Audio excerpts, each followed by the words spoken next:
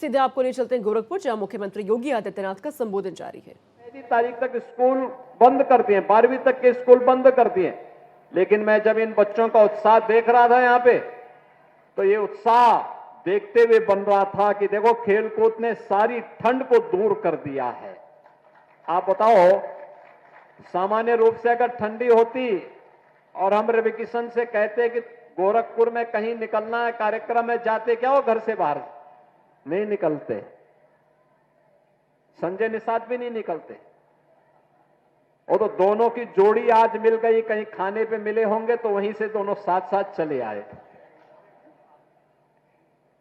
लेकिन यहां आकर के उनकी ठंड भी आपकी खेल प्रतियोगिता को देख करके गायब हो गई और मुझे बहुत अच्छा लगा।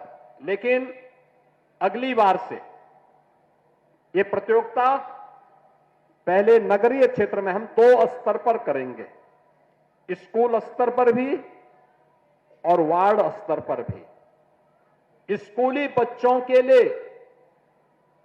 चाहे वह बेसिक के हों, माध्यमिक के हों या उच्च शिक्षा के या विश्वविद्यालय के, इनकी 3 चरणों में 3 प्रकार की प्रतियोगिताएं, बालक और बालिकाओं में अलग अलग खेल की प्रतियोगिताओं को तो हम संपन्न करेंगे ही, संपन्न करने के साथ वार्ड स्तर पर भी कामकाजी लोगों के लिए और जो अवकाश प्राप्त हो चुके हैं उनके लिए भी कुछ खेलकूद की प्रतियोगिताओं को हम आयोजित करेंगे। पहले वार्ड स्तर पर, फिर महानगर के 4 से 6 अलग अलग छोटे छोटे उपनगर नगर बना करके उस स्तर पर, और फिर महानगर स्तर पर इस पूरी प्रतियोगिता को हम आयोजित करेंगे। और उन सभी प्रतिभागी खिलाड़ियों को और पुरस्कार प्राप्त करने वाले खिलाड़ियों को फिर बड़े समारोह में उन्हें सम्मानित करने का काम भी किया जाएगा।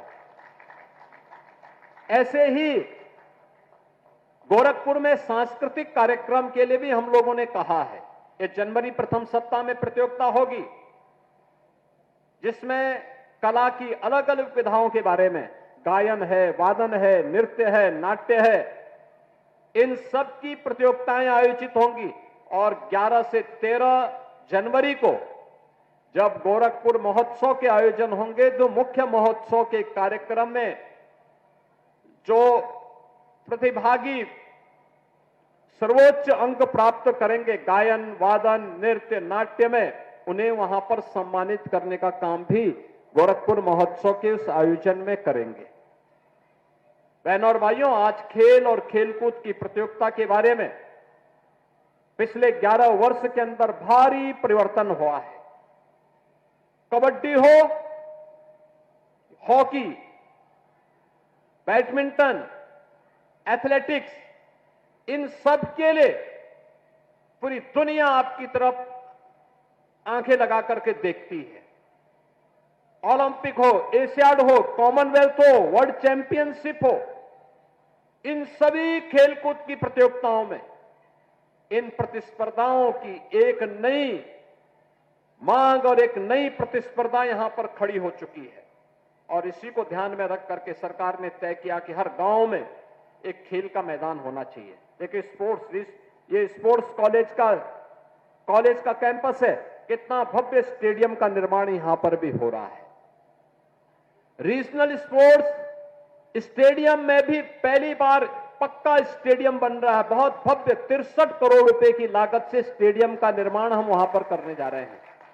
और गोरखपुर में बेलीपार के पास, वहां पर भी हम लोग एक इंटरनेशनल स्टेडियम का निर्माण करने जा रहे हैं, जहां इंटरनेशनल स्पोर्ट्स की प्रतिस्पर्धा को आगे बढ़ा करके गोरखपुर और पूर्वी उत्तर प्रदेश के नौजवानों को खेल और खेलकूद की प्रतियोगिता में आगे बढ़ने का एक अवसर प्राप्त हो सके।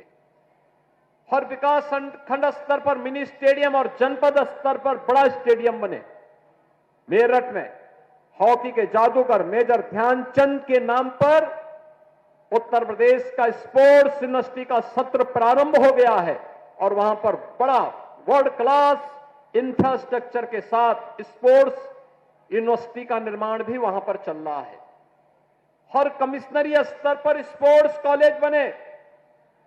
यह भी तैयारी है और अभी मैं एक दिन गोरखपुर महानगर के सभी संस्थाओं के साथ बैठने वाला हूं और मैं सबको बोलूंगा कि वे एक एक खेल को गोद लें, हर संस्था एक एक खेल को। कुछ सहयोग वो करे, कुछ सरकार करेगी। वहां पर अच्छे कोचेज रखे जाएंगे, बच्चों को खेल के लिए एक प्लेटफॉर्म प्राप्त होगा।